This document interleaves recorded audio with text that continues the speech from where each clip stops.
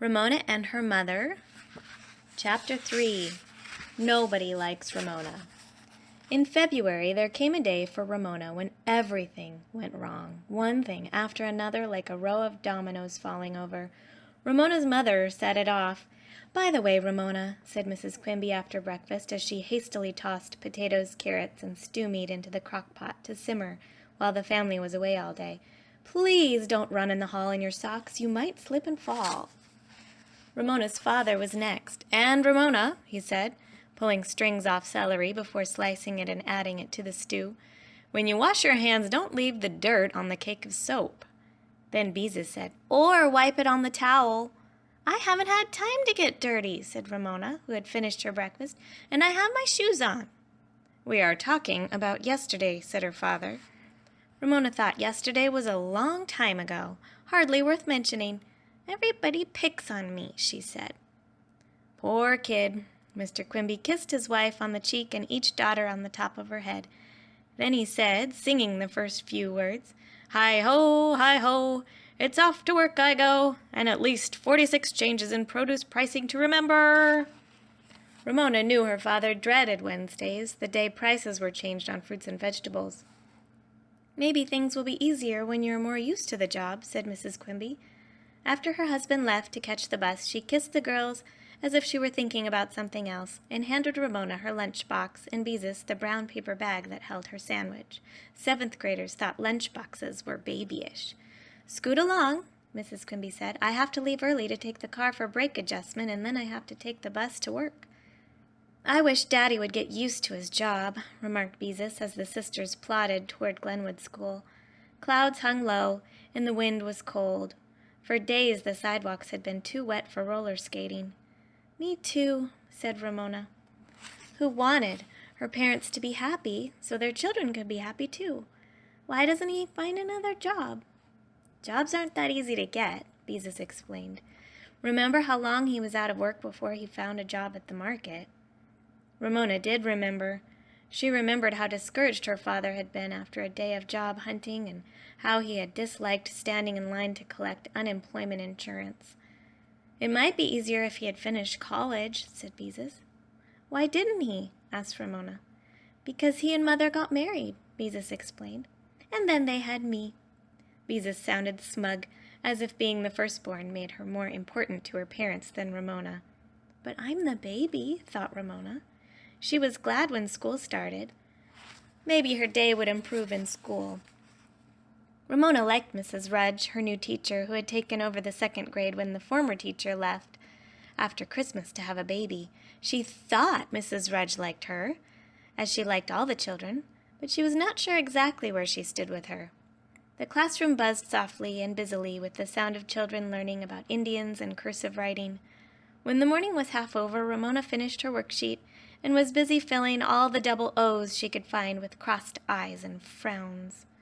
Mrs. Rudge paused beside her desk. Ramona did not have time to hide the frowning O's. Mrs. Rudge glanced over Ramona's worksheet. "Why don't you look again?" she suggested.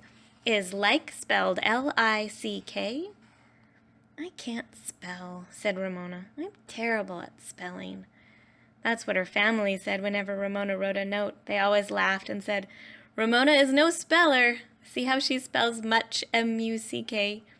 They behaved as if she had done something clever. Ramona learned right there that Mrs. Rudge was a teacher who did not accept excuses. "There's no such word as can't," she said, and went on to inspect Becky's worksheet. How can there be no such word as can't? Ramona wondered.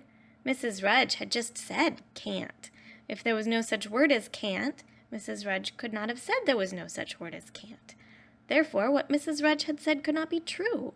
Ramona was left with a vague feeling that Mrs. Rudge did not like her because she did not offer to give Ramona extra help in spelling. At lunchtime, when Ramona went into the multi-purpose room with her lunchbox, she found that she had a leftover pot roast sandwich in her lunch. She did not like a leftover pot roast sandwich because the meat slid out in big pieces when she bit into it. After chewing a while, she thought, "I won't eat it," and she stuffed the rest of her sandwich into the hole in her milk carton and threw it into the trash can. She sat there arguing with herself about how there had to be a word, can't, because she had just thought it. This was not a good day. After school at the Kemp's house, Ramona and Howie drank the same old apple juice and ate the same old graham crackers that Mrs. Kemp always set out for them. Sticky Willa Jean, holding Wodger by one paw, stood and watched. She was wearing a t-shirt with "Grandma Loves Me" printed on the front. The shirt had shrunk so much it showed her navel, tummy button, Mrs. Kemp called it. Then Howie got out the checkerboard, which he placed on the carpet. Kneeling, he and Ramona began to divide the red and black checkers. "I want to play." Willa Jean plunked herself down on the carpet, sitting on Wodger as if he were a cushion, which was no way to treat a bear, especially a bear like Wodger. "Ah, Willa Jean," protested Howie, who had his problems with his little sister. "Now, Howie," said Mrs. Kemp, busy with her endless knitting, "play nicely with your sister. She's little, you know." Howie knew all right.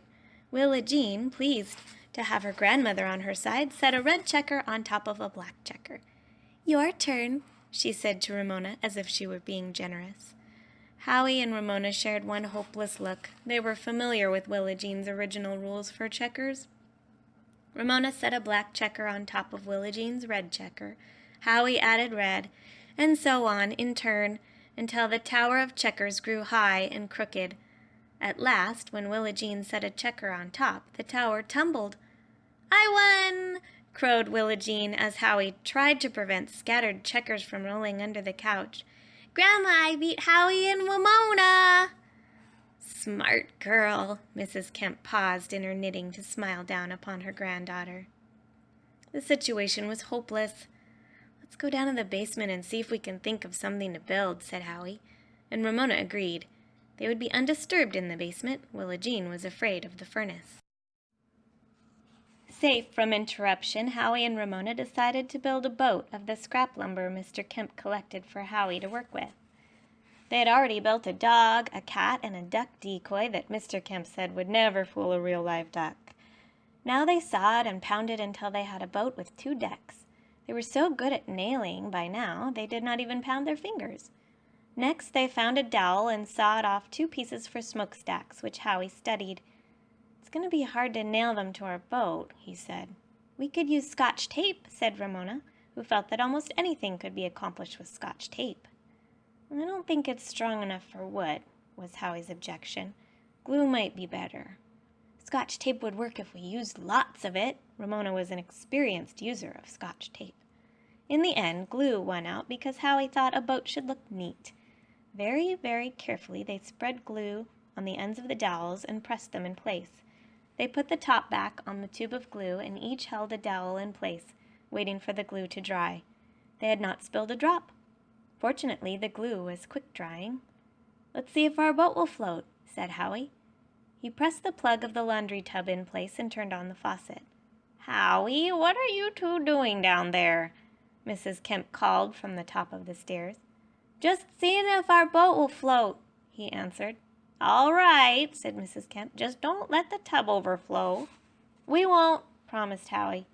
The boat floated. Howie and Ramona stirred up a storm at sea to make things interesting and watched their boat ride the waves. As it bobbed up and down, Ramona happened to glance up at a shelf above the laundry tub. There she spotted a blue plastic bottle with the picture of a nice old-fashioned lady's face on the label. Bluing! Ramona knew all about bluing because her mother had used it to make whitewashing look whiter back in the days before she had gone to work. "If we could get that bottle, we could turn the water blue like a real ocean," she suggested. "It only takes a little bit." Howie was enthusiastic, but how were they to reach a bottle on such a high shelf? For some reason, Mrs. Rudge's words, "There's no such word as can't," ran through Ramona's mind. Of course they could get that bottle of bluing. Ramona managed to balance on her stomach on the edge of the tub. Then she got one knee up, and with a boost from Howie was able to climb up onto the edge of the tub. She stood teetering on the narrow edge, clinging to the front of the shelf with one hand, while she managed to grasp the bottle with the other and hand it down to Howie. As she did so, the top flew off. Bluing splashed over Howie, who tried to catch the top only to have the bottle slip from his fingers into the tub of water, where it poured forth swirls of beautiful deep blue. Ramona was so startled she lost her balance and landed, standing up to her knees in blue water. "Boy, Ramona, see what you've done." Howie looked down at his shirt and jeans, now streaked with blue. Ramona felt Howie was being most unfair. She did not spill the bluing on purpose. Besides, why wasn't the top of the bottle screwed on tight? Because some grown-up had not screwed it on, that's why. Children weren't the only people who did things wrong. She fumbled through the blue water, now much bluer than any ocean, and pulled the plug. As the water drained out, she and Howie looked at one another. Now what should they do? Mrs. Kemp called down the stairway. "It's awfully quiet down there. What are you two up to?" "We had sort of an accident," confessed Howie. Mrs. Kemp came running down the stairs. "Oh, my land!" she cried. "Oh, my goodness!"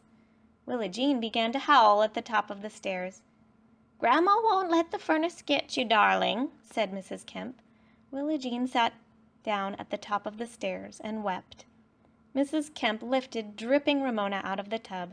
Then, right there in front of Howie, she pulled off Ramona's socks, slacks, and blouse and dumped them in the washing machine. Then she pulled off Howie's socks, shirt, and jeans and dumped those in the washing machine too. Ramona and Howie did not know where to look. They were so embarrassed to be standing there in their underwear.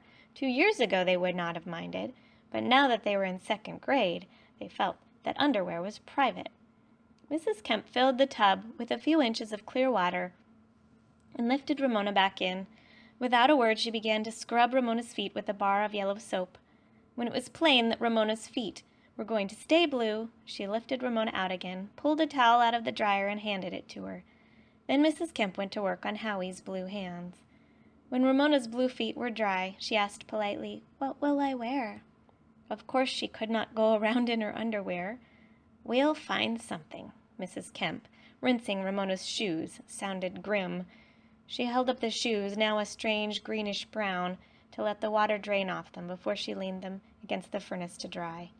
Suddenly Mrs. Kemp missed Willa Jean. "Oh, my goodness!" she cried, and dashed up the stairs.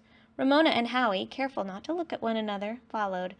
What Ramona saw made tears come to her eyes. There sat Willa Jean under the dining-room table, holding a pair of scissors, sharp scissors, and Wodger, who now had only one leg.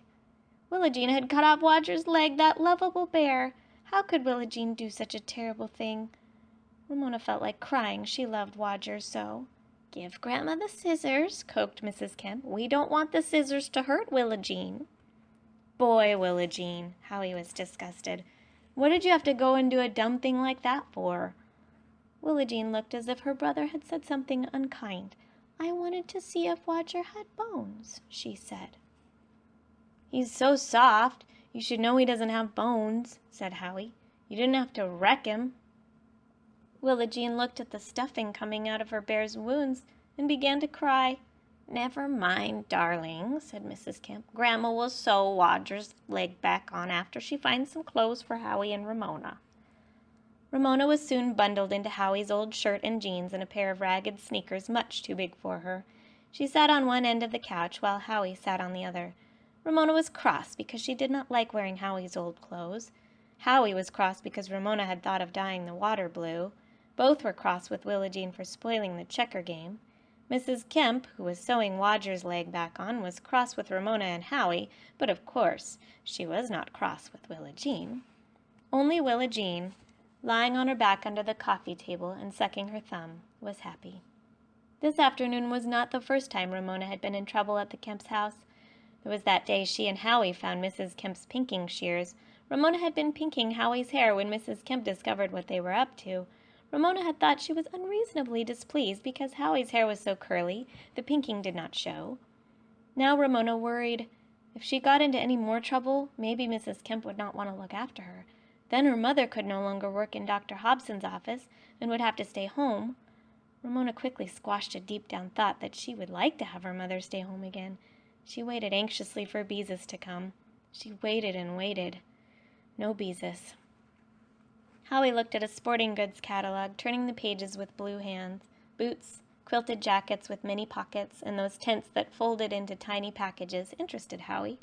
He did not offer to share the catalog with Ramona, even though he knew she liked pictures of duck decoys. Ramona heaved a gusty sigh. She wished she had brought her Betsy book with her. She enjoyed reading about Betsy because everyone in the book was so nice to her. When Roger's wounds were mended, Mrs. Kemp started supper. The fragrance of pork chops floated from the kitchen. The younger Mrs. Kemp, Howie's mother, came home with packages and bags of groceries. "Why, hello, Ramona," she said. "I didn't know you were still here." Mr. Kemp came home from work. "Hello there," he said. "Are you still here?" Ramona did not know how to answer such a question. She felt embarrassed, in the way, unwanted. Where was Beezus? What had happened to her parents? Her ears strained for familiar footsteps or the sound of the Quimby car. "Your mother and father are late today," remarked Howie's mother as she set the table. Once more Ramona did not know how to answer. Cars were now driving with their lights on. Why didn't someone come? What if her mother and father had been in an accident? Who would take care of Ramona? It seemed as if she might have to sit here on the couch in Howie's old clothes forever. Ramona began to feel hungry. How good a pork chop would taste. She knew she would not be asked to share the Kemp supper. With the price of meat these days, there would not be an extra chop. Ramona's mouth watered so much she had to swallow. She thought of the pot roast sandwich she had not finished at lunchtime. "Ramona, could I fix you some peanut butter and crackers?" asked Howie's mother. "No, thank you." Ramona pictured a brown chop with mashed potatoes and a pool of gravy. The Kemp sat down at the table with Willa Jean perched on 2 cushions beside her grandmother, who began to cut her meat for her. "And she won't even eat a whole chop," thought Ramona, who felt like a stranger, an intruder in the lives of others. The Kemps said little as they ate. Perhaps they did not want to talk in front of an outsider. Ramona listened to the clink of knives and forks against plates as the Kemps ate their pork chops. She was profoundly embarrassed. "Willa Jean, darlin', we don't chew with our mouth open," said Willa Jean's grandmother. At last, when Ramona was blinking back tears because she was sure her parents would never come, the old familiar car turned into the driveway. "Goodbye," cried Ramona, pulling on her car coat as she ran out the door. Mr. Quimby was driving. Mrs. Quimby sat next to him, and Beezus was in the back seat. She must have been picked up at a friend's house. "You were late," Ramona informed her family, her voice stern. "You kept me waiting." "I'm sorry." Mrs. Quimby sounded tired. "It was one of those days. After work, when I went to catch a bus to the garage to pick up the car, the bus was late. And when I finally got to the garage, the mechanics hadn't finished the job, and I had to wait some more. And I had to keep your father waiting, too." "What a day," said Mr. Quimby. "Price changes to remember, and I work the express line besides." Ramona knew her father disliked the express line, in which customers were not supposed to have more than 9 items in each basket. Many people tried to slip through with 10 or 11 items. Everyone in line was in a hurry and counted the items in one another's baskets. There were arguments. All this unpleasantness took a lot out of Mr. Quimby. "Please, please like your job," prayed Ramona, forgetting her own troubles for a moment. Mrs. Quimby turned in the front seat to look at her daughters. Of course she noticed Ramona was wearing Howie's old clothes. "Ramona, why are you wearing—" Mrs. Quimby seemed too tired to finish the question. "Howie and I sort of spilled some stuff, and Mrs. Kemp washed our clothes, and they aren't dry yet," explained Ramona. Her mother could discover her blue feet later. "It was Willa Jean's fault. She wrecked our checker game, so we had to go down in the basement to get away from her." "Sounds like you," said Beezus. "I can remember when you used to bump the coffee table with your tricycle when I was playing checkers with a friend." "I did not." Ramona was indignant. "You did too," said Beezus. "You just can't remember." "Girls," said Mrs. Quimby, "it doesn't really matter who wrecked whose checker game or where or when." Rain slanted through the beams of the car lights. The windshield wipers splip-splopped. The family was silent. Ramona, huddled in the corner of the back seat, wondered if she really had been as awful as Willa Jean. Nobody loved Ramona. Well, maybe her father a little bit, sometimes. If her mother really loved her, she would say to Beezus that Ramona was never anything like Willa Jean. Ramona not only felt unloved, she was so hungry her stomach growled. As Mr. Quimby turned their car into the driveway, she thought of the stew that had been simmering away in the crock pot all day. How good it would smell! When they opened the door, The crock pot always gave out a warm and welcoming fragrance, as if Ramona's mother had been home all day preparing supper to greet them. One whiff of stew, Ramona was sure, and everything would be all right again. Her mother would forget her troubles with the car. Her father would begin to make jokes again. She and Beezus would set the table, and they would all sit down to a nice, warm dinner. Thanks for listening to Storytime with Amy.